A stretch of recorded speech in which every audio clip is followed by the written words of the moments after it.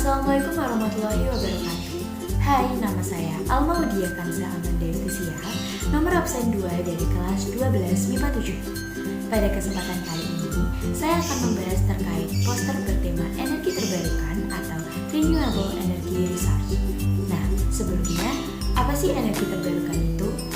Energi terbarukan adalah sumber energi alternatif yang berasal dari sumber-sumber energi yang dapat diperbarui dalam jangka waktu yang singkat. Maka dari itu, sumber energi terbarukan ini bisa disebut dengan sumber energi berkelanjutan. Nah, pada poster kali ini saya akan mengangkat 3 tema terkait sumber energi terbarukan. Yang pertama yaitu energi surya, yang kedua yaitu energi air, dan yang ketiga adalah energi udara. Nah, untuk penjelasan lebih rincinya, simak terus videonya ya. Yang pertama yaitu kita akan membahas terkait energi surya. Energi surya atau sering disebut dengan solar power. Pembangkit listrik tenaga surya atau PLTS adalah sumber energi penghasil listrik yang ramah lingkungan karena tidak menggunakan bahan baku minyak bumi, maka dari itu tidak menimbulkan polusi. Nah, gimana sih caranya biar energi surya itu bisa dikonverter atau disalurkan menjadi energi listrik? Nah, kita perlu alat nih yang namanya panel surya. Pada poster saya di atas, yang pertama yaitu satu kotak itu disebut sebagai sel surya. Nah, sel surya akan bergabung dengan sel surya membentuk panel surya.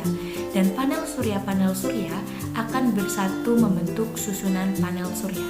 Dari susunan panel surya tersebut akan menyerap energi matahari pada siang hari.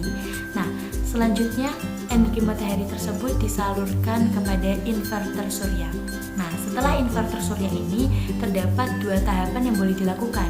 Yang pertama, dari inverter surya boleh dilakukan ke pengontrol muatan atau boleh langsung di pengukur daya. Nah, apa sih bedanya? Nah, untuk disalurkan kepada pengontrol muatan itu sifatnya opsional karena setelah dari pengontrol muatan, energi matahari tersebut akan disimpan di dalam sebuah baterai atau disebut sebagai baterai surya. Jadi ibaratnya adalah penyimpanan energi. Namun dari baterai surya tersebut juga bisa disalurkan kembali kepada inverter surya dan disalurkan kembali ke pengukur daya. Jadi boleh dilakukan ke pengontrol muatan atau tidak. Itu opsional. Nah, selanjutnya untuk yang ke pengukur daya ini akan bisa langsung disalurkan ke jaringan-jaringan listrik atau sering disebut sutet. Nah, atau bisa langsung disalurkan kepada lampu dan peralatan seperti itu. Nah, pada poster energi surya ini, kenapa kok saya bilang energi surya ini merupakan energi yang hemat, energi yang energi alternatif yang digunakan karena mereka mempunyai manfaat. Nah, namun jika dia memiliki manfaat pasti juga memiliki kekurangan. Nah, manfaatnya itu apa aja sih? Nah, manfaat dari energi surya yang pertama yaitu biaya perawatannya murah karena biaya perawatannya hanya cukup untuk membersihkan saja tanpa perlu biaya perawatan apa-apa karena pada panel surya itu tidak terjadi gerakan atau gesekan yang menimbulkan arus. Nah, selanjutnya yaitu mengurangi tagihan listrik. Nah, sudah tentu kan kenapa kok bisa mengurangi tagihan listrik? Karena listrik ini sendiri berasal dari energi terbarukan yang diperkirakan energi matahari ini akan tetap ada selama 5 miliar tahun ke depan sebelum akhirnya mati. Jadi sudah dapat dipastikan dengan menggunakan energi surya ini tagihan listrik menjadi berkurang.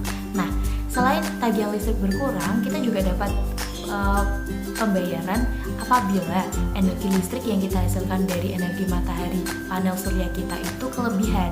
Nah, jadi kita akan mendapatkan pembayaran dari situ. Nah, selanjutnya untuk kekurangannya yaitu biaya investasi awal yang cukup mahal. Kenapa saya bilang biaya investasinya mahal padahal saya tadi bilang biaya perawatannya murah? Iya, karena biaya investasi awal yaitu kita memerlukan banyak sekali peralatan seperti panel surya dan lain-lain, dan itu membutuhkan uang yang tidak sedikit. Nah, selanjutnya selain biaya investasi awal yang cukup tinggi, ini juga sangat bergantung pada cuaca. Memang panel surya itu akan bisa menyerap energi pada siang hari dan digunakan pada malam hari. Namun pada malam hari ini justru energi yang dibutuhkan itu sangat banyak. Nah, selain pada malam hari energi yang dibutuhkan sangat banyak, nah ini juga bergantung apabila cuacanya itu hujan terus-menerus, karena kan energi matahari yang diserap sedikit, namun energi yang tersimpan itu akan terus digunakan. Maka dari itu energi yang tersimpan ini akan cepat habis, itu kekurangannya. Nah, pada poster kali ini saya menggunakan kalimat ajakan, yaitu beralih dengan tenaga surya agar hidup tak sirna. Karena dengan menggunakan energi matahari, kita juga dapat mengurangi polusi dan memperpanjang umur bumi kita. Maka dari itu segera beralih menggunakan energi surya. Nah, di sini kita akan membahas terkait energi angin atau wind power. Wind power ini sering disebut sebagai pembangkit listrik tenaga bayu atau PLTB. Nah, mungkin jarang sekali ya kita mendengar bahwa pembangkit listrik tenaga angin ini disingkatnya bukan PLTA, tapi justru pembangkit listrik tenaga bayu atau PLTB. Nah, PLTB itu sendiri adalah pembangkit listrik yang dapat mentransformasikan energi gerak dari udara menjadi energi listrik. Nah, gimana sih caranya? Bisa kita lihat dari poster saya yang ada di atas. Yang pertama yaitu angin bergerak memutar kincir angin, dan udara atau angin tersebut mengandung energi kinetik. Kemudian energi kinetik tersebut disalurkan pada generator. Nah, pada generator itu akan mengubah energi kinetik dari udara menjadi energi listrik. Kemudian energi listrik dari generator tersebut akan disalurkan kepada transformator step up. Nah, transformator step up ini bertugas untuk menaikkan tegangan menjadi lebih tinggi. Kemudian dari transformator step up akan disalurkan kepada menara listrik. Menara listrik ini sering kita sebut sebagai sutet. Nah, menara listrik ini bertugas untuk mendistribusikan listrik. Setelah dari menara listrik, listrik tersebut akan disalurkan kepada transformator step down. Nah, bedanya apa sih yang tadi transformator step up, yang sekarang transformator step down? Nah, kalau transformator step up bertugas untuk menaikkan tegangan, pada transformator step down ini bertugas untuk menurunkan tegangan. Loh, kenapa kok harus diturunkan? Iya, karena tegangan tersebut harus disesuaikan dengan standar industri atau standar rumahan.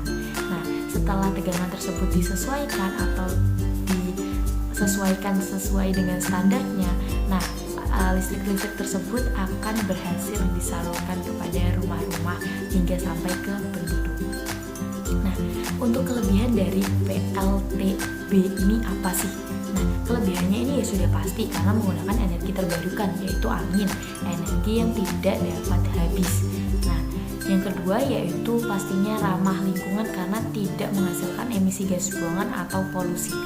Nah, untuk kekurangannya sendiri, yang pertama yaitu membutuhkan lahan yang luas untuk membangun menara tersebut, dan juga lahan tersebut harus ada di ketinggian. Nah, biaya instalasi awalnya itu juga tinggi karena untuk membangun sebuah kincir angin dalam jumlah yang cukup banyak kan tidak mungkin kita hanya membangun satu, apalagi untuk dinaikkan ke ketinggian itu pasti membutuhkan biaya yang tidak sedikit. Nah, kekurangan selanjutnya yaitu pada PLTB ini sangat bergantung pada cuaca. Nah, itulah manfaat, pengertian, dan kekurangannya. Dan pada poster tersebut saya menggunakan kalimat ajakan yaitu mari percayakan harapan baru dengan energi bayu. Saya harap dengan menggunakan kalimat ajakan tersebut, orang-orang akan semakin terbuka pola pikirnya untuk memanfaatkan energi terbarukan demi menyelamatkan bumi. Energi air atau hydropower atau pembangkit listrik tenaga air atau PLTA adalah energi yang ramah lingkungan karena tidak menimbulkan gas emisi atau gas buangan dan tidak menimbulkan efek rumah kaca. Nah, gas emisi yang dihasilkan pada pembangkit listrik tenaga air ini jauh lebih sedikit daripada pembangkit listrik yang lainnya. Nah, gimana sih kok bisa ya air diubah menjadi listrik? Nah, Jadi pada pembangkit listrik tenaga air ini memanfaatkan arus air terjun baik dari waduk maupun pegunungan. Kemudian arus air tersebut akan ditampung pada sebuah dam atau bendungan, yang kemudian dari bendungan tersebut akan disalurkan kepada sebuah rangkaian pipa yang dari situ akan mengubah energi potensial dari air menjadi energi kinetik yang kemudian akan dirubah menjadi energi listrik. Nah, dari situ apa sih kelebihan dan kekurangan dari pembangkit listrik tenaga air ini? Untuk kelebihannya sudah pasti karena menggunakan energi terbarukan yang jauh pastinya lebih ekonomis dibandingkan menggunakan energi tak terbarukan. Kemudian konstruksi sederhana ini bisa digunakan di pedesaan karena justru di pedesaan tuh banyak terdapat air-air terjun. Nah, yang ketiga yaitu tidak menimbulkan pencemaran. Yang keempat yaitu dapat sekali dipadukan dengan sektor pertanian maupun perikanan. Nah, kemudian untuk kekurangannya itu apa? Nah, untuk kekurangannya yaitu sarana dan prasarana memang harus mendapatkan perhatian khusus terutama untuk air terjunnya. Nah, yang kedua yaitu lagi-lagi bergantung pada cuaca. Nah, kenapa kok bergantung pada cuaca? Karena apabila terjadi musim kemarau panjang, maka sudah dapat dipastikan bahwa PLTA ini tidak dapat beroperasi karena tidak adanya arus air. Nah, pada poster yang saya buat ini, saya menggunakan kalimat ajakan. Mari tingkatkan kesadaran terkait energi terbarukan demi hidup keberlangsungan. Karena saya harap dengan menggunakan energi terbarukan, kita dapat bersama-sama menjaga bumi dan menambah umur bumi supaya menjadi lebih panjang dengan mengurangi gas emisi atau gas buangan. Demikian yang dapat saya sampaikan terkait materi energi terbarukan untuk ujian praktek mata pelajaran fisika tahun pelajaran 2022-2023. Semoga video ini bermanfaat. Saya Alma Widya Kansa Amanda Estesia memohon maaf yang sebesar-besarnya apabila terdapat kesalahan kata, baik disengaja maupun tidak. Saya akhiri. Wassalamualaikum warahmatullahi wabarakatuh.